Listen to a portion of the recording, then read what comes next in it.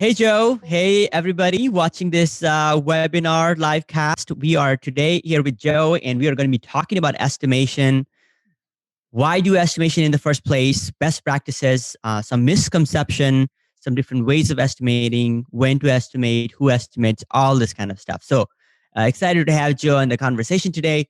Joe, let's just jump into what is estimation and why should we care about doing estimation in agile teams? Okay, so let's take the second part first. So why should you care? Because you like getting paid.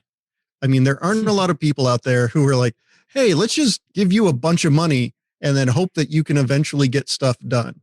If you find that gig, email me because that's the kind of gig that I'd like, where people don't expect anything. They just throw money at you. I mean, in the end, people give you money and they're like, hey, can you get this done by X amount of time? And then who knows where those dates come from? They could be earnings expectations. They could be commitments to the street. They could be just stakeholder commitments. Who knows? But in the end, somebody's like, hey, I need to have this done by a certain time. And we estimate so that we can make sure that we get that stuff done, maybe not on time, but at least by somewhere around there. I know Mike Cohn talks about making scope versus schedule decisions. The idea being that we need to decide, are we going to flex in scope? Are we going to flex out scope to make our schedule and stuff like that? So, and by the way, Mike Cohn is like the definitive expert on this. We were just talking about him a lot. The man wrote the book on this stuff.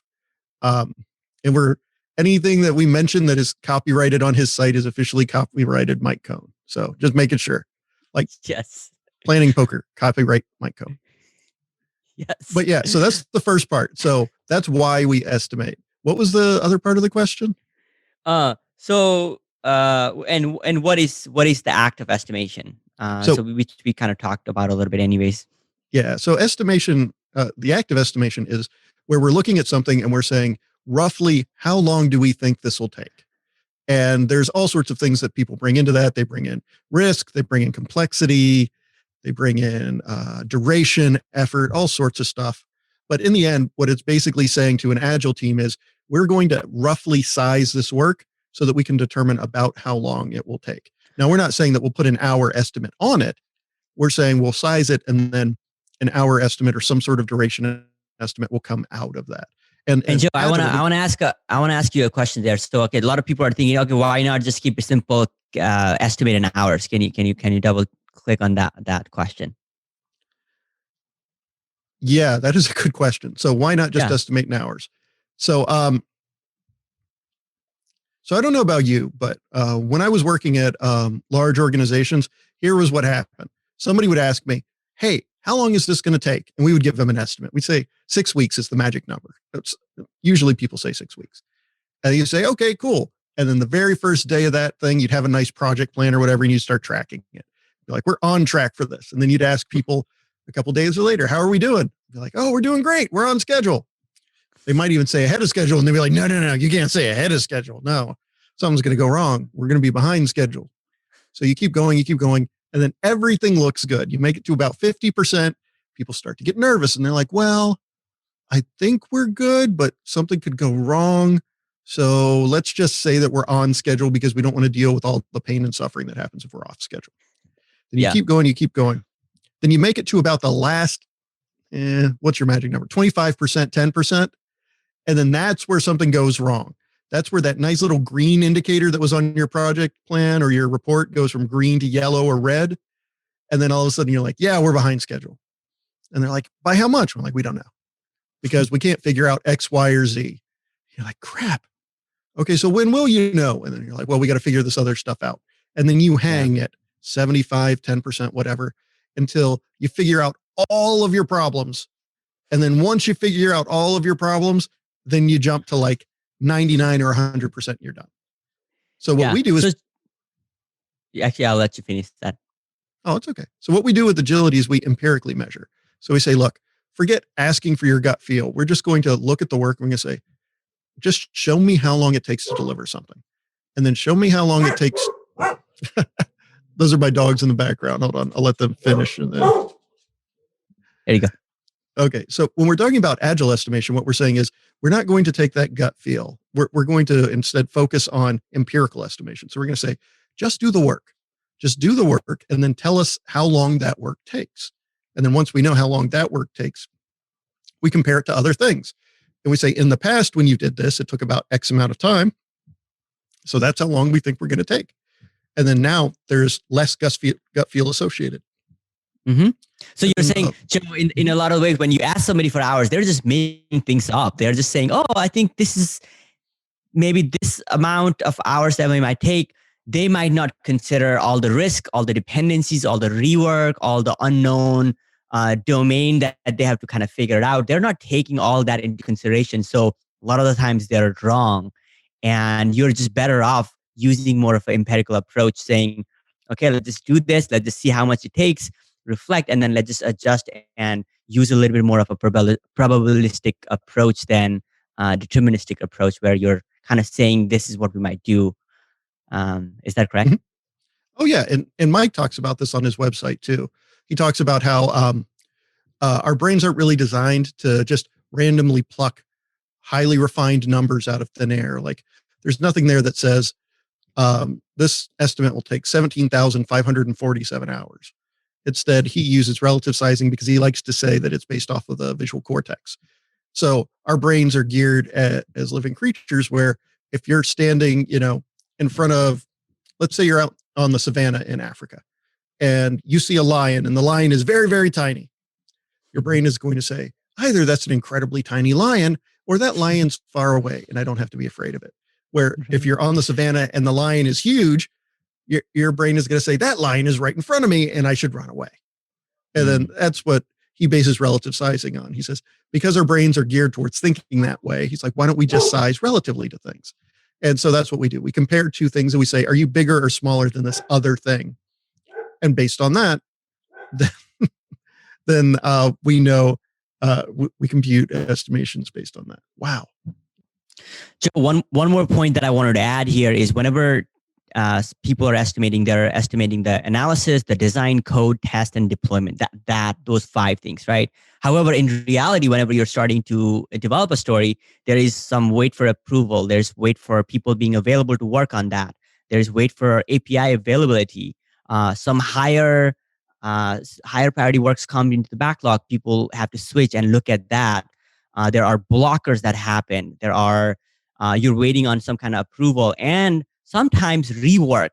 All of these different things, they actually don't get added up into the estimate whenever you're doing the hour estimation, right? So, these are other factors that can throw your estimates apart. So, we talked about why estimation and why not to do it with hours. And let's just kind of talk about story points. Well, and real quick before we move on, so that last point, so that shows up a lot where there's always something that people are concerned about where they say, well, my estimate doesn't include this or it doesn't include that. And you're absolutely right. You want to make your estimates as inclusive as possible. So for example, if you have a bunch of stories that require help from UX designers or from information security or require hardware's one that shows up a lot. People always say, well, what do I do about these things? Well, you know what? All you should really do is just do the work. Mm-hmm. And then your estimates will show up. There's this thing called the law of large numbers. And basically what it says is if you just keep estimating or keep running the same experiment over and over again, which every story is really an experiment. Every story is just how long do we think it will take to deliver this piece of work? And then if you keep running those over and over and over again, eventually all of those dips and spikes work out and you end up roughly where you're going to. So if we don't get too hung up on all of those things and we just say, you know what, you're right. They're like people always ask, should I amend my stories? Like if it takes a lot longer than I thought it would, should I go back and change my story from one thing to another? The answer is no. You just let that all come out in the wash because eventually what will happen is once you get enough of those weird spikes out of the way, then you'll be able to go ahead and just concretely deliver. That's part of why we tell people, like, if you want your velocity to average it over 3 sprints, because especially at the very beginning of a team, you're going to have a lot of these dips and spikes. And it's just better to, say, okay, we'll take 3 of them. And then on the 4th sprint, you're going to have fewer and fewer and fewer of those. And eventually it'll just work out. That's also why you should never have constantly increasing velocity Because if you're constantly telling your team, no, we want higher velocity, incentive drives behavior. So eventually people are just going to say, okay, if he wants higher velocity, then we're just going to make the stories bigger. They're like, all right, a 1 becomes a 2, a 2 becomes a 3, and dot, dot, dot, dot, dot. And then eventually, like, look, we're delivering 10,000 points a sprint. We're amazing. Straight. So let's just kind of talk, if the audience doesn't know really what are story points, what's the significance of it, what is Fibonacci, and what are story points, Joe? So story points are this made up thing that we apply to stories, basically saying, hey, look, instead of estimating exactly how long a story is going to take in terms of hours and stuff like that, we're going to relatively size these things. And we relatively size them using a number because then you can do math on these estimates. And by the way, the Fibonacci sequence isn't magic. So Bob Schatz was the VP of technology at Primavera a long time ago. And he told us the story about how he came up with these numbers. And he just had this simple rule. He said, no matter what they're doing, and this was when Ken Schwaber was working with them to help improve their delivery, every team had one rule, which was every sprint you have to find something to do to improve. And one of the teams came to him and they're like, hey, this is what we're going to do to improve. We're going to use the Fibonacci sequence to estimate our stories instead of just 1, 2, 3, 4, 5, blah, blah, blah. And he was like, okay, why? And they said, because the Fibonacci sequence is cool. He was like, okay, great. Have fun with it. So that's are you serious? Like, are you serious? Bob Schatz just came that out because he threw out a challenge to his team to improve estimation? Yeah. Wow, really? It didn't come, it wasn't chiseled on stone tablets. The teams were just like, hey, we're going to do this stuff and they're going to find ways to improve. And that was just one way one team happened to improve and people liked it. So yeah, I did not know this origin story. That is amazing. And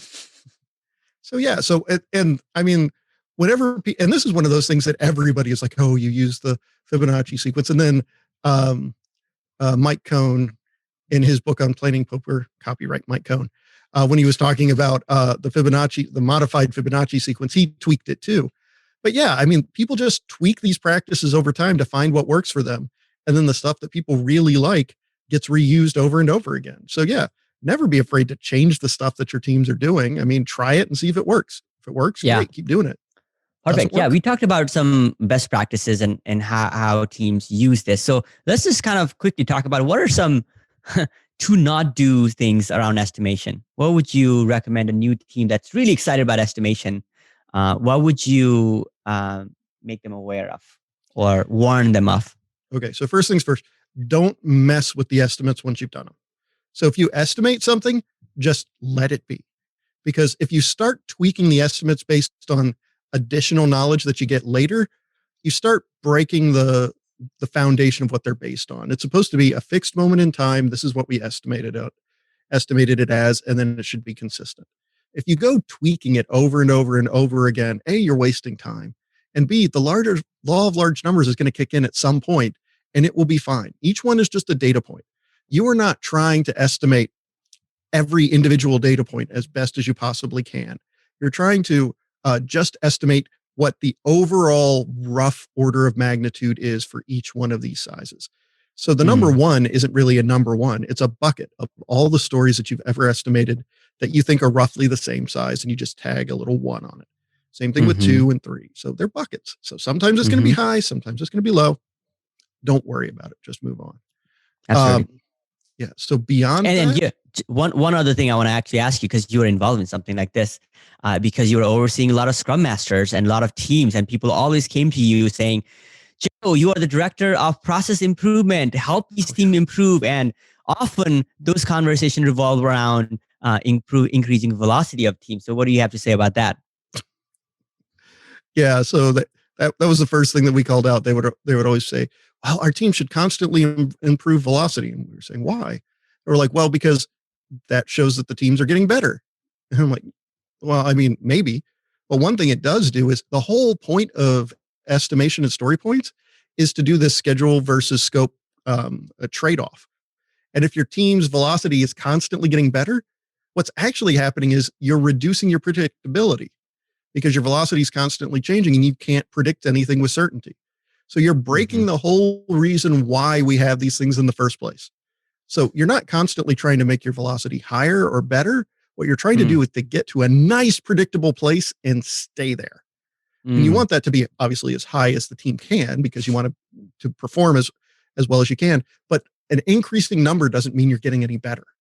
So you want to get that nice sweet spot of predictability and then use that to inform decisions that your stakeholders and your customers, everybody is using to say, okay, based on this is when I'm going to get that thing that I really want. Nice. One last question on this that I have for you is, I'm sure development managers or program managers have come to you comparing two teams and on their velocity. Vent away. I don't know if you saw my eye roll as soon as you came out. I was like, oh no. Yeah. Okay. Yeah. So we're going to put a nice, like, big fat Surgeon General's do not do this warning right over here. This is terrible. It is awful. I mean, so Vivek, let's see. So you're from Nepal, right?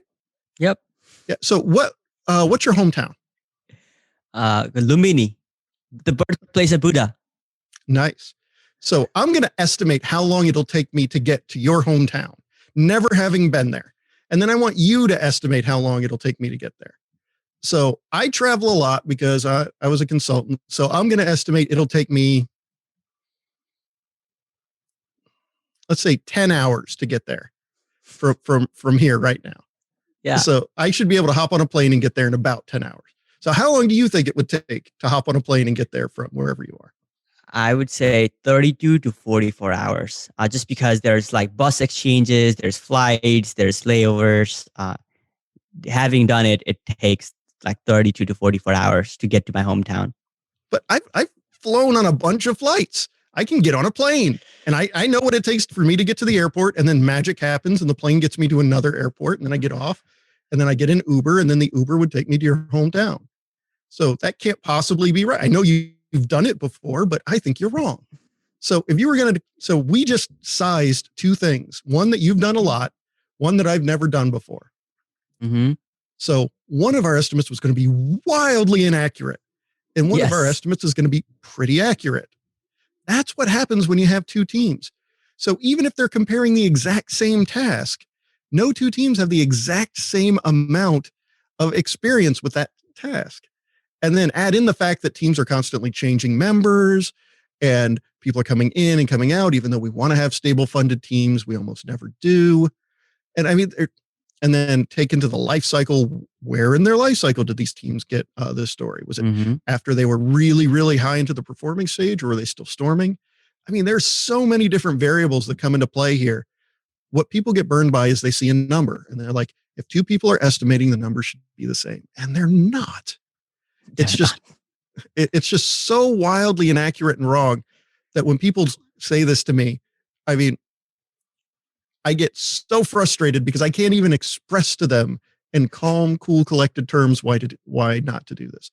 But the short version is, anytime somebody estimates something that they're not familiar with, you're going to run into a problem with this. 100%. Yep. That you brought that point home pretty nicely. Thank you. One more thing that I want to talk to you about. Okay, when do teams estimate? I know we had some discussion around it.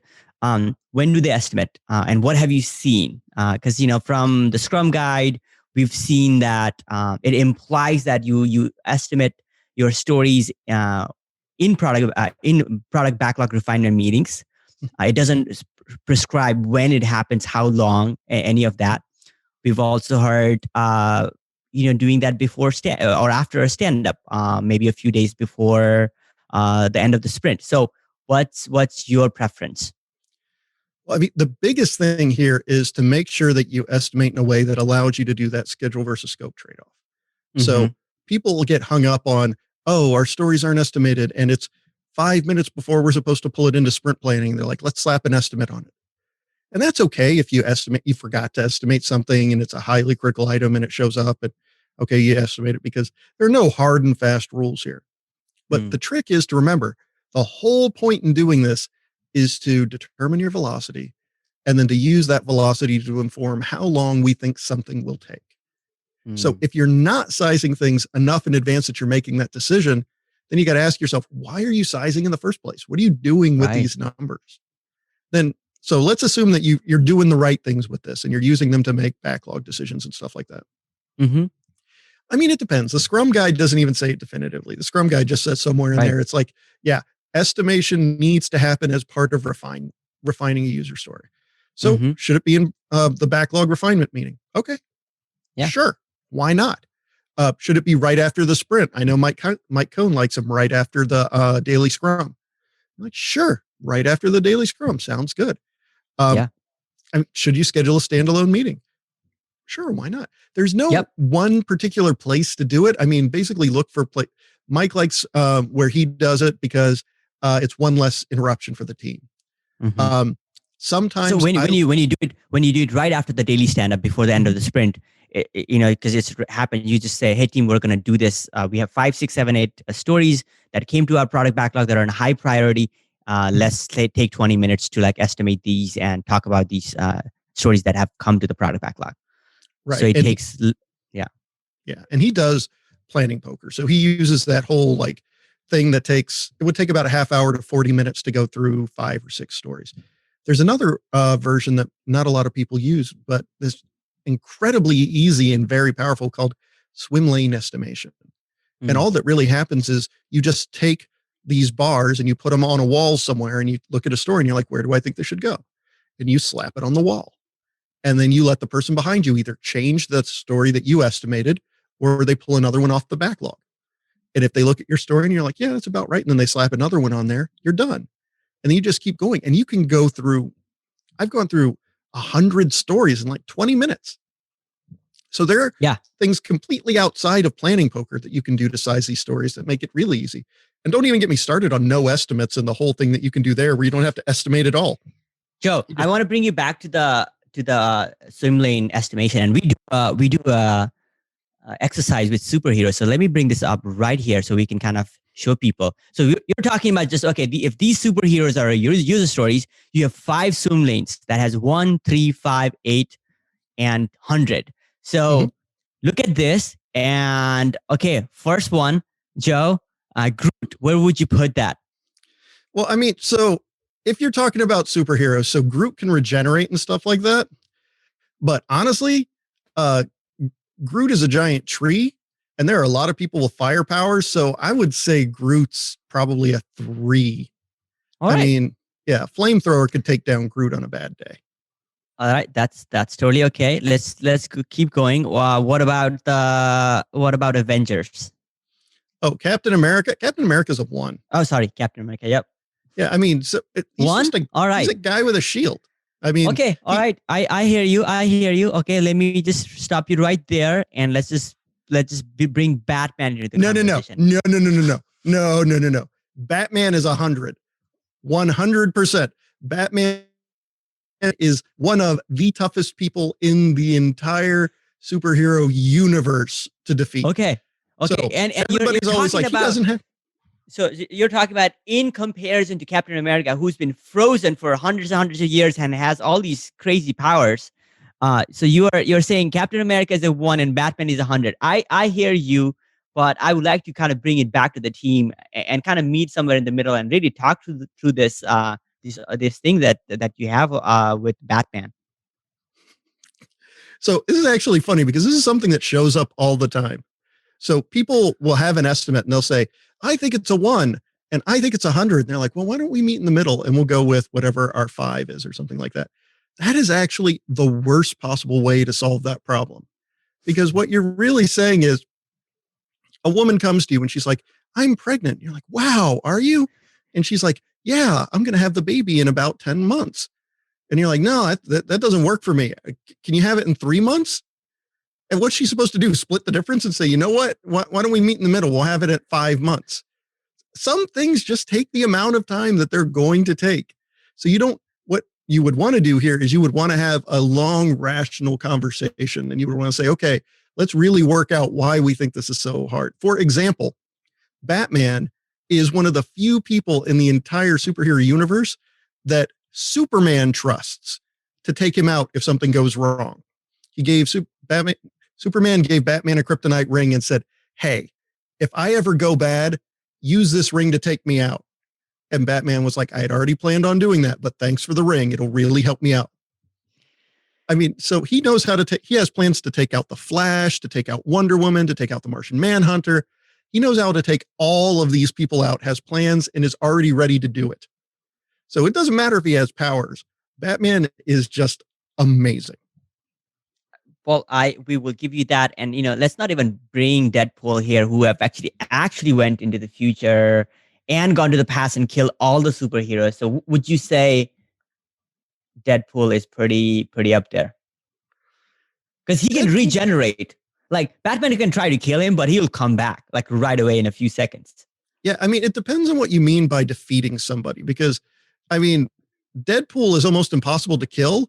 But if you mean defeating is making them go away, you could just look at Deadpool and be like, Deadpool, I'm just going to lock you in a box and make you bored until you give up. And Deadpool will be like, I'm bored. I don't want to do this anymore. Well, Deadpool would pretty much cut himself and try to like do some crazy weird stuff, blow things up, and pretty much get out. But anyways, that's not the point. The point is the conversation that we are having, and we are creating a shared understanding on each other's point of view on what it would take to defeat a certain superhero, and that is exactly what you're doing whenever you're estimating and whenever you're disagreeing on an item, how complex or how risky certain user story is. More important thing to pay attention to is the actual risk and why are they scared of this user story? Why is it complicated? What are the risks? That conversation actually brings a lot of insight and shared understanding of the team, which we always remind people to focus on. Right. Every story is a placeholder for a conversation. The whole estimation process in general, one of the points is to have conversations around it, to talk about risk, to talk about complexity, to talk about how we're going to solve it. So if you do that with your estimates, really whatever you do, you're going to end up in the right place.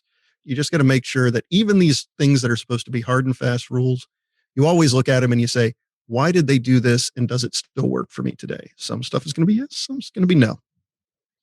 Joe, that was an amazing conversation. That was very insightful as well. I want to hear from the listener. What other questions do you have about estimation? Please leave some comments, leave some questions, anything that you're unclear about, anything that you agree or don't agree. Please share with us on the comment section, and maybe we'll just do a part 2 of this conversation. But with that, Joe, thank you so much for coming in this show and having this conversation with me. I really enjoyed a lot. And yes, I will be okay if you insist on Batman being 100. Fair enough.